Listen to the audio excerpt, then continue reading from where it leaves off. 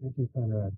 So awesome to get to be part of this group and part of this conversation here. And thank you so much to Conrad and to the Bruner Foundation and to Bob Shipley, especially. In many ways, we were sort of reflecting, sort of got us started and didn't necessarily know it at the time on this journey of how placemaking can be a organizing word, a fraught word, a useful word for having these types of convenings. And I think, and right now is a really powerful moment for figuring out where do we go with this next, um, both based on forces globally, but also where we're at and sort of how we want to build on this conversation. And the critiques, the challenges, the support of this group are really powerful and I think guiding where this can go and where we can collectively take this conversation, from here. So uh, we've been working to build a placemaking movement really since I started at PPS, really very shortly after this book was published in '95. Is that right? And uh, and when we started using the word placemaking just a couple of years later to describe the processes and tools that we developed at Project for Public Places over the previous 20 years or so. But uh, and place was a word we were using there, but I think place again is a word that we can use to take this transition to a broader audience and such. Placemaking has been sufficiently wonky to sort of connect people like us. It's we need to figure out what that is and how do we do it, and the process, which I'm going to talk about, which is really the key is often that's often missing. Um, but we've also been missing sort of a crisis and a place crisis, and so I think we're almost there.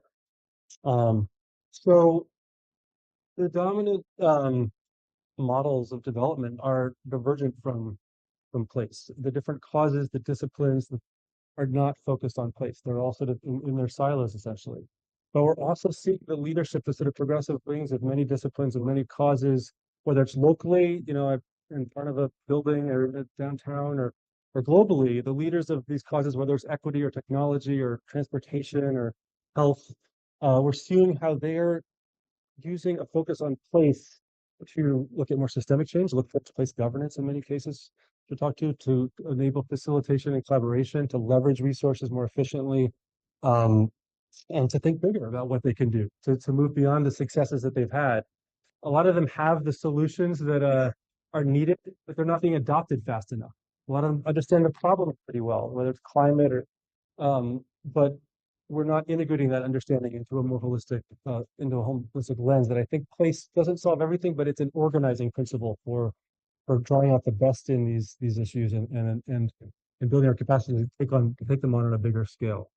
Um, Actually, we were part of these series of conferences called the Future of Places that we organized with a colleague of Conrad's in Sweden with a Swedish foundation. Actually, where I first went in that. Um, as well, and they said if you Google the future of cities, most of the images at the time and still come up looking like this. That's sort of what Tim talked about is this sort of monoculture of place, I think, and this is the place extractive or this is places to move through, not to, and you understand. But we're building that too everywhere, and with the new types of housing, they're suburbanized housing. Essentially, we've suburbanized the future of cities. We're copying the worst of well, the rest of the world is copying the worst of America. How they're interpreting what we're developing in the U.S. I don't know. I always those sort of suburbanized buildings in New York during the Bloomington administration. A lot of people call them middle finger buildings because that's how they related to the buildings around there. And this is what's being copied. And the wealthiest, most educated places, especially in Latin America, all the cities look like this, and it's usually Harvard GSD architects that are perpetuating these ideas. So I'll just to pick on the architects for a second. But we want to turn that upside down, and we're seeing that being turned upside down. And stories like Detroit that people here are very familiar with. We were lucky to learn a lot from Detroit and Michigan. That's the state we worked the most in, and the city we worked the most in over many decades.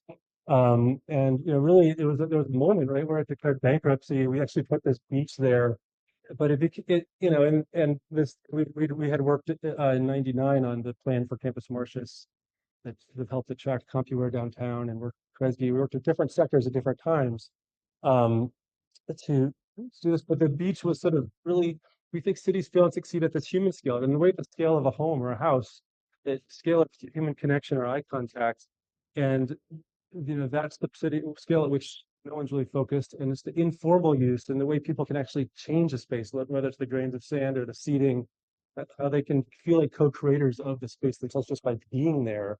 That sort of reinvents, how we participate in cities, and I think it's the larger narrative of Detroit and the buzz around people feeling like if they've lived there forever, if they're moving there, if they're visiting, they feel like they're shaping it in some way, and that's very different than the sort of livability idea.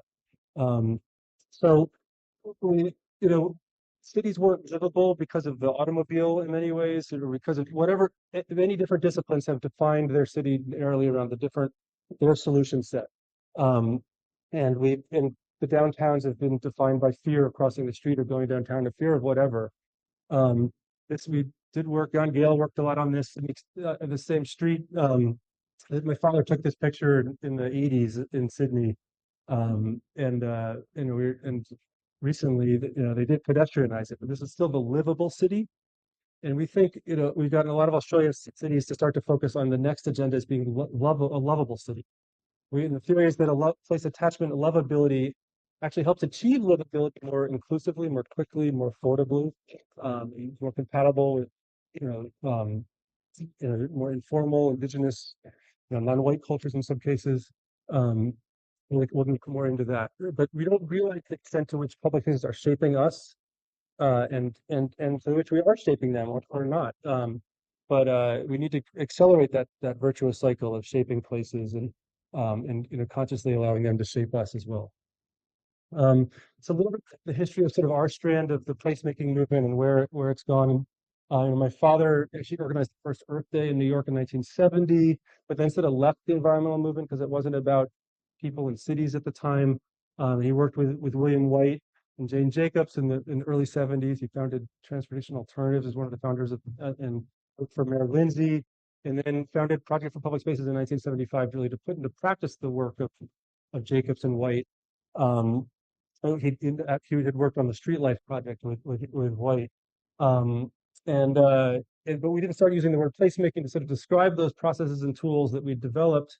You started with a lot of user analysis of getting lots of data of how people behave based on observation, but increasingly we realized that we got to get everyone to be an observer of space and to use those tools themselves, but even more efficiently, just asking them questions and getting them to be co-creators, to have agency in those spaces. Um, so we started seeing those tools and ideas in placemaking start to go global in the early 2000s, working actually a lot in the late '90s, even in Central Europe, where we helped set up NGOs doing placemaking work. But we first started really trying to organize placemaking as a movement and highlight the leadership and decentralize it essentially in 2012 and 2013, working actually with UN Habitat. Um, it, over 4 years leading up to the new urban agenda and developing a sustainable development goal 11.7 for public space. Um, but we launched that movement building effort in Detroit in 2013 um, with a placemaking leadership council, and a few months later had a conference in Stockholm with over 100 different countries represented, sort of helping to define what place and placemaking could be at that time. Um, but that's really exactly it's 10 years ago, so it's a moment to sort of think of every 5 years. I'd say there's been sort of a reinvention of what we should be doing to support this conversation. So 5 years ago, we had major disruption at PPS that turned out to be very helpful. Um, it's still going really well, but we were free to sort of support the movement more broadly. And we started Placemaking X to sort of connect and support the leadership that's evolving and defining what place and placemaking can be globally. And so we launched it exactly 5 years ago. And the movement was sort of based on this idea that everyone has the right to live in a great place, but more importantly, everyone has the right to contribute to making the place where they already live great. We're not going to solve our challenges unless we build people's capacity to create change too, not just deliver places to them. It's not working at that scale. And so these are just some of the conferences we've helped organize around the world on placemaking and been part of. I was just in Bogota we've had 7 placemaking Latino America conferences. We've had one in Rotterdam with 800 people from 80 countries, mostly for Europe, centered mostly around Europe. There's one in India, another one coming up in February. Every year there's one. So all over each of these have websites and resources and have each come at the movement from different strengths and weaknesses. And the strengths are often leading, but also blocking who's participating and defining what placemaking is in that part of the world.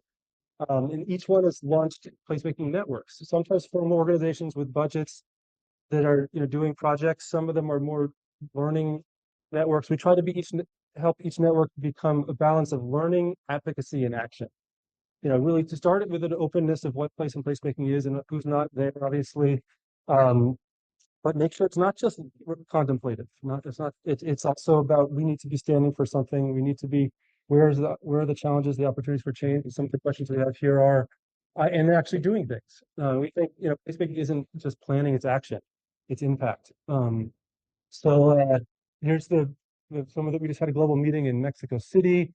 We're starting to organize now around cross-cutting networks and agendas around um, uh, 10 categories, each with 10 agendas in them, different types of spaces and different types of people to be included in spaces, obviously, and the outcomes that placemaking is trying to achieve and the strategies with which people are trying to achieve it. Obviously, place governance is one of the biggest topics of that. And I think, this conversation is moving in that direction for sure. But to sort of go a little more in depth into the questions that the awesome questions that Conrad sort of has challenged us with that are exactly the ones we need to be thinking about. We do see place as inherently a human construct where we layer purpose and meaning. So people talked about meaning a lot. We would sort of emphasize purpose even more. What are the reasons to be in a space? To feel agency, to feel like a participant in that space. And we do think the fuzziness of it, of place and placemaking, is useful, and we should allow it to be useful. But we should also we shouldn't just keep saying that, oh, we don't know what it means. We need to make it mean what's useful too. We need to be proactive about leveraging the potential impact of these words. So key ideas from the '90s that my father would use a lot that still are foundational to our approach is that when you focus on place, you do everything differently. It says that it takes a place to create a community and a community to create a place. They build each other up. It's not just one or the other. It takes a broader set of skills than any one discipline can offer to create a place. And that, we've actually worked in Australia with a lot of different universities to see what are the skills needed for placemaking. And built environment skills are a small percentage of them. It's, and we talked to some of the Bruner folks that the facilitative skills, the people skills, the conflict resolution skills that are largely missing from most curriculum in placemaking. So you're probably familiar with these diagrams that we created in the '90s to sort of help people evaluate spaces both intuitively and in measurable ways. But places is more how we maximize and deepen our experience of physical existence. It's and I'm not a poet like Tim, but I think there's a lot of ways that we can articulate that place is really how we, the focus on place and how it builds connection to it and to each other is really how we grow and evolve as human beings. But also our disconnection from place and from each other um, is fundamental to many of our biggest crises and challenges, from isolation and loneliness to health and economic challenges as well. Um, and have to go a little faster, but there's obviously an increasing significance of place. People can live where they like more than ever. They can invest where they like. But the dominant paradigm of development is still place taking. It's place extractive. But that crisis again can be useful. We need that. As Tim said, we need this sort of crisis to in a way the placemaking is lacked. Um, and the places that most succeed are the ones that attract people, investment, innovation. Will be the ones that allow and engage people to shape and support them. So again, not just to be attractive as places, not just talent attraction kind of thing, but talent generation and attracting people to be part of the co-creation, to building that collective capacity and drawing each other out and creating these learning, advocacy, and action communities at every scale. Um, so place taking is this dominant approach. There's place deserts everywhere. We think that we can disrupt these place deserts with placemaking and maybe place capitalism. Maybe a way to actually challenge corporate capitalism in a comfortable but disruptive way is place capitalism. Is that we really driving the shared value of the public realm of shared experience of whatever however we define place while improving private value, but obviously more exponentially supporting place value. So we think that's the only way we're going to really disrupt it is with an alternative. It's not being just against corporate capitalism or however we're critiquing placemaking as a is dominating in one way. It always is dominating, but it's always dominated by one population, one sector, one ideology. But places already helped make us who we are. We need to more consciously and proactively shape the places that make us. Indigenous placemaking, important point. We're working with indigenous people in Australia and Canada, um, and a little bit in Latin America that see how um, they have a lot to offer to placemaking, but more importantly, everyone needs to feel more indigenous to places. They're craving that connection, and through that lens, we actually become more compatible with indigenous people. It's not just about including them and respecting them. And to start with the types, it was wonderful to hear. I rarely hear it in the country, the sort of honoring of those populations and their memory and history here. But how do we doing a conference in Providence next year on indigenous placemaking actually? Um, so, but basically, place and placemaking is about our legacy.